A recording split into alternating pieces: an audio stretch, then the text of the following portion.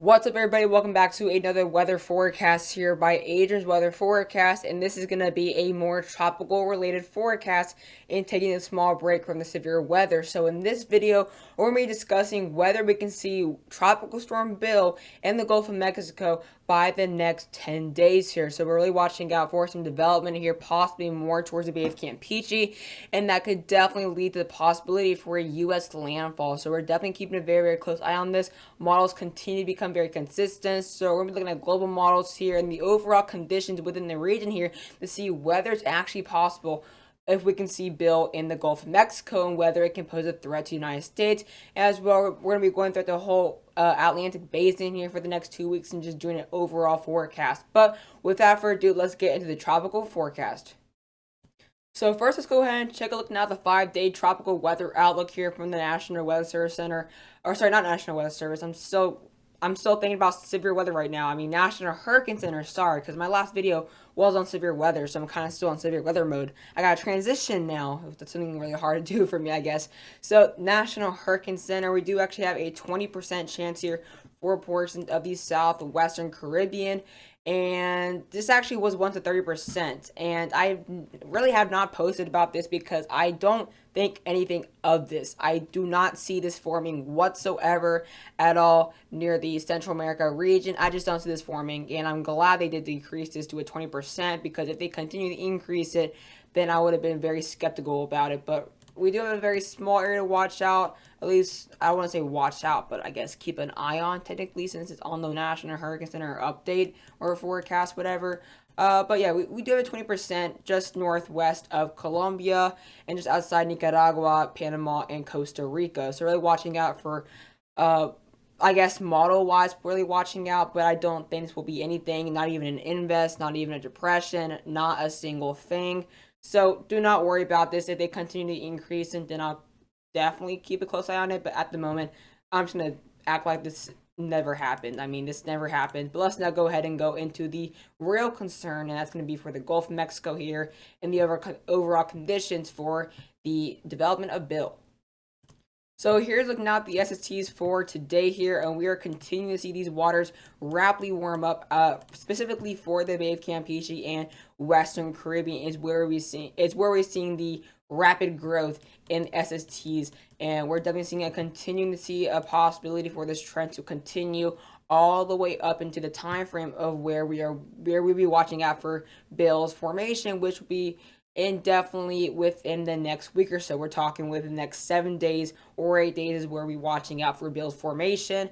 The dates are still really I guess being thrown out there. However, we do have a general area, and I'm really watching out for the Bay of Campeche and portions of the western Gulf of Mexico for Bill, and not even for Bill's formation, but Bill's landfall. But right now, we're seeing some really warm waters right now. I mean, even the waters compared to my last tropical update, I believe 2 days ago, waters were a lot cooler actually. Even right here into the northeastern Gulf of Mexico, waters were not this warm. They were maybe around 27.5, maybe 27.9, and now they're over 28.5. That sounds like a oddly specific jump, and that's because it is a pretty large jump, and that does not seem reasonable, but somehow this is happening at a rapid growth.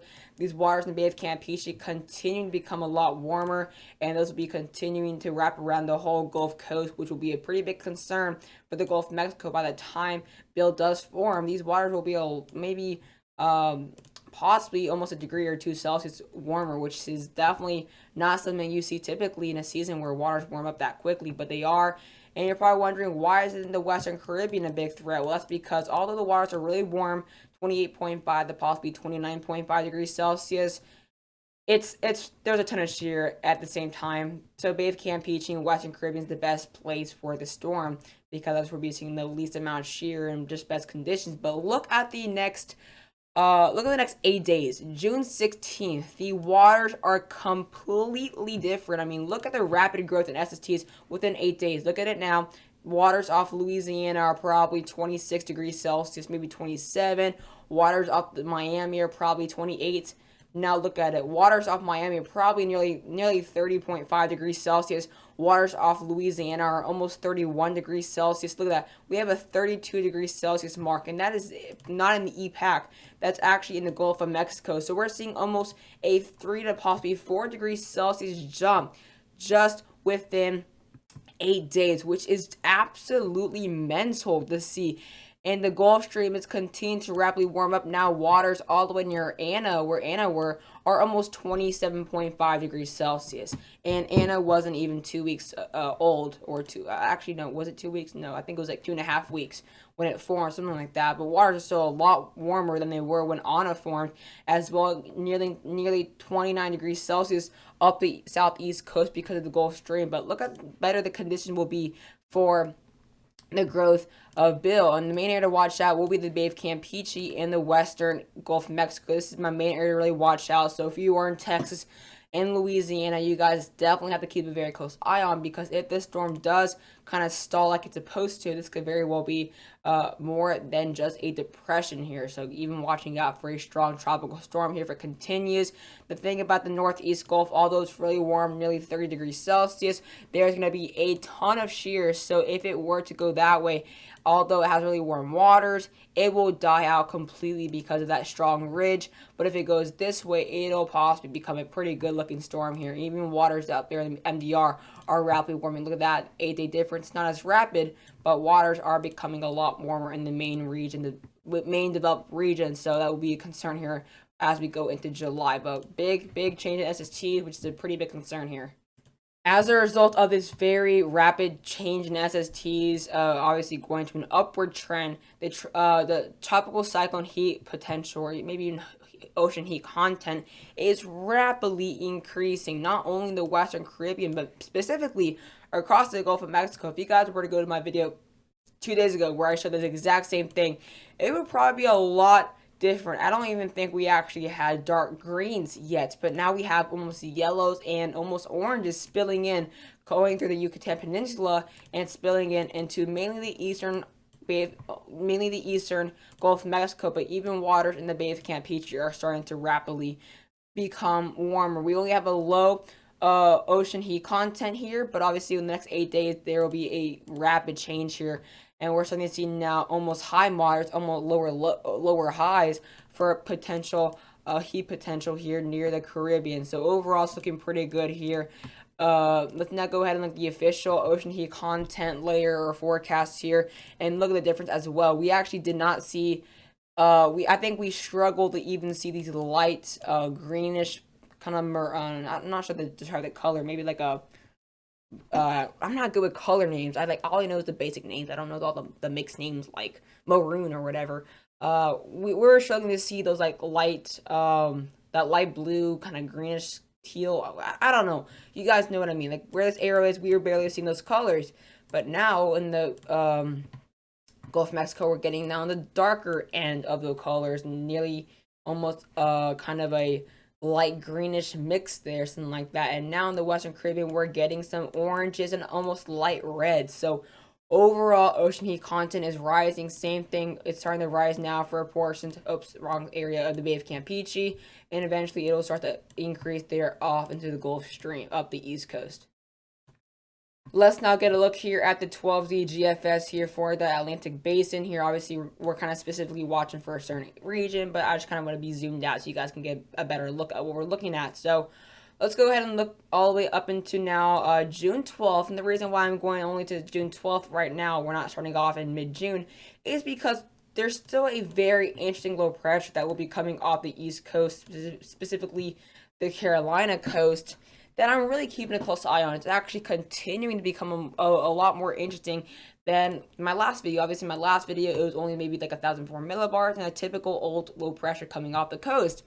But now GFS and CMC are continuing to show this low pressure kind of becoming stronger further closer to the coast. So it's definitely something to keep a very close eye on. And it goes to 1,002 millibars just north of Bermuda. And look at the water SSTs we were talking about, almost 28 degrees Celsius. So this is very interesting. Obviously, I doubt it'll become Bill. It's definitely something, though, to keep a close eye on. It may become an Inbest, but it does get to 998. and then eventually 992 millibars. By that time, it'll be going through a lot cooler waters, but I still think it's something to keep a very close eye on. And then we have a second low pressure right after that on the 14th here, 1,005 millibars just off the coast. So that's obviously as well another thing to look out, because I believe Bertha did form Bertha came was a low pressure in Georgia, then it came out and went back to South Carolina. I'm not sure if that's 100% correct, but this is definitely not a rare type June path where we see low pressure develop off the southeast coast of the United States. So that's why I'm keeping a close eye on it, because that's definitely not super rare to see that. It's actually quite common to see June storms form off the southeast coast. And that obviously happened last year with Bertha. I mean, the southeast coast was pretty active overall in the early time period with Arthur and Bertha. But let's not go ahead and now look at the main system here. So we're going to be seeing possibly a low pressure coming from the EPAC, which is Eastern Pacific, here by June 17th. And that low pressure will develop and kind of hover over the Bay of Campeche on June 18th. So we're kind of delaying a little bit. At first it was June 14th, then June 15th. Now it's June 18th. So GFS is kind of staying quite consistent now for the Gulf of Mexico. However, they're just not consistent with the timing of this formation. But like I said, if it were to hover like this over the Bay of Campeche, it would definitely become something very, very interesting here, and not just a depression. So already 1,005 millibars there on June 18th, and we go later on, I guess, to 1,004 millibars, or no, 1,001 millibars, sorry. So this is definitely something to keep a very close eye on, because obviously the best conditions will be the Bay of Campeche.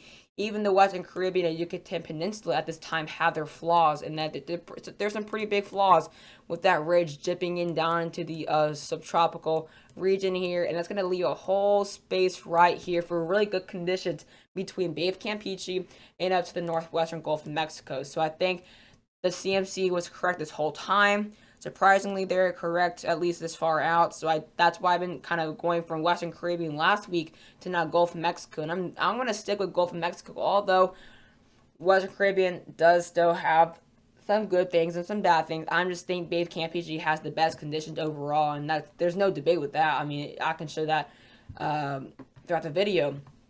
Let's now go ahead and look now at the the Canadian model here, and let's see what they have to show here. So obviously they are as well agreeing with a low pressure coming off the southeast coast right there off the Carolinas, but they don't have it like they used to. But let's not go ahead and get a look here at the June 17th time period, which now the CMC has decided to as well agree on. So they do have that low pressure kind of sticking around on the other side of Mexico in the EPAC.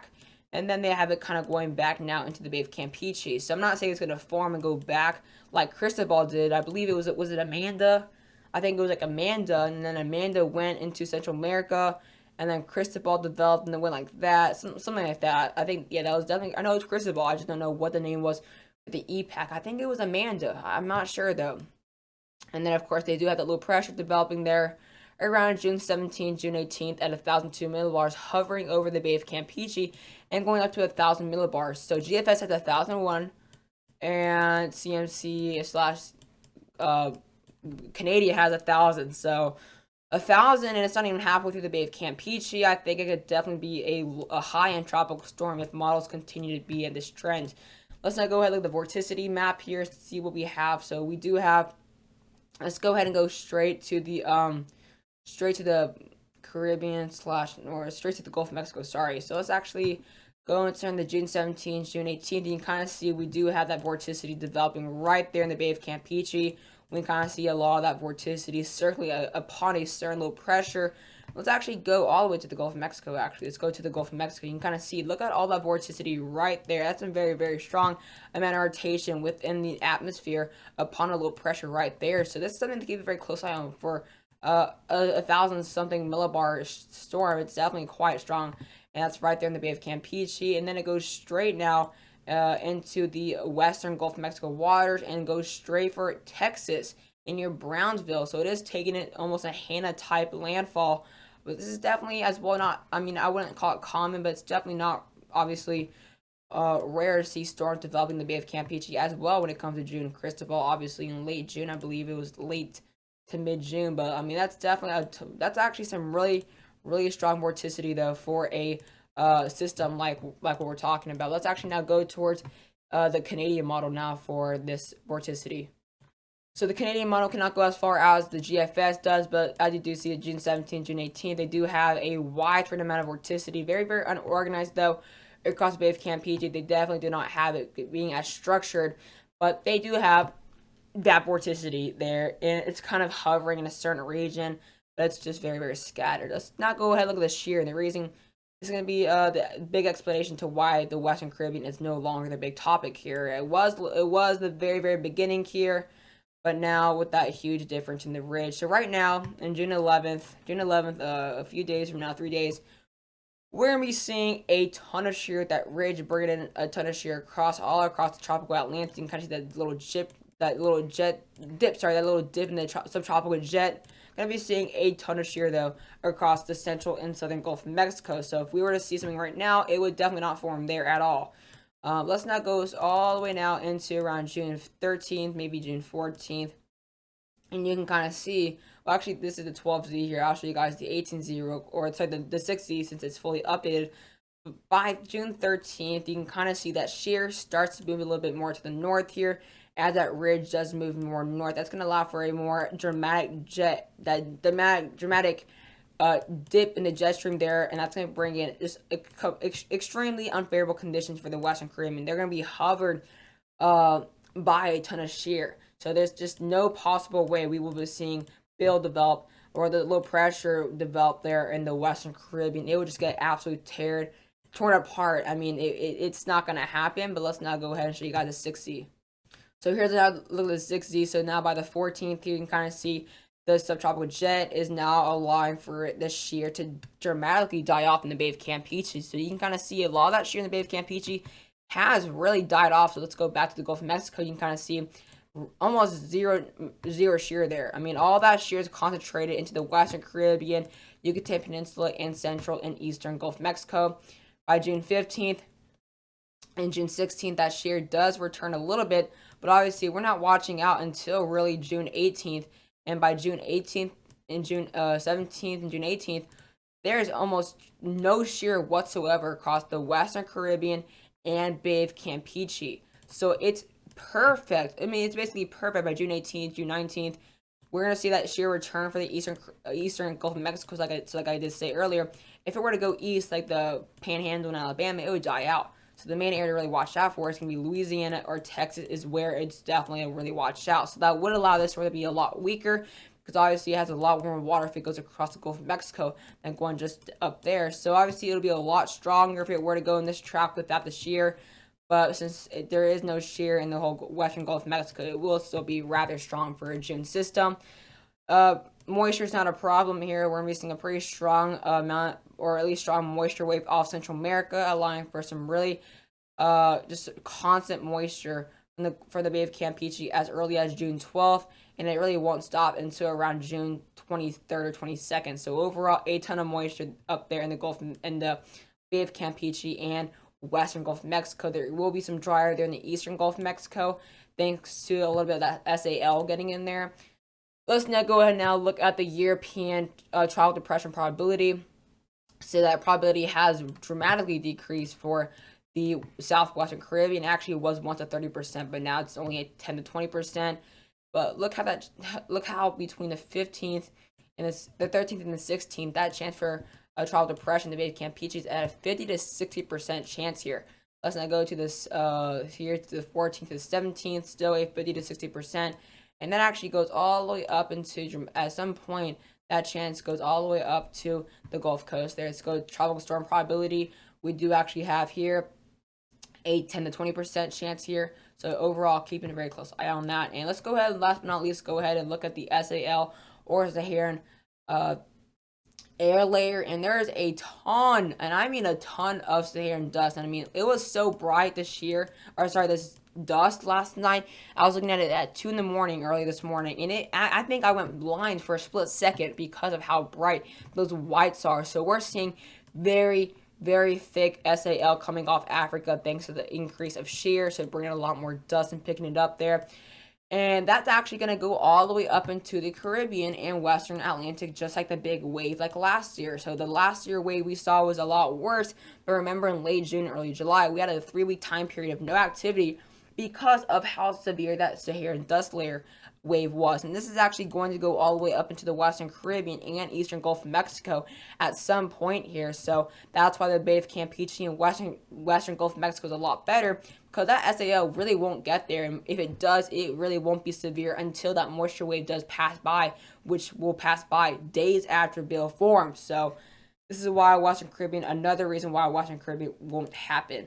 But hope you guys enjoyed the video and see you guys later.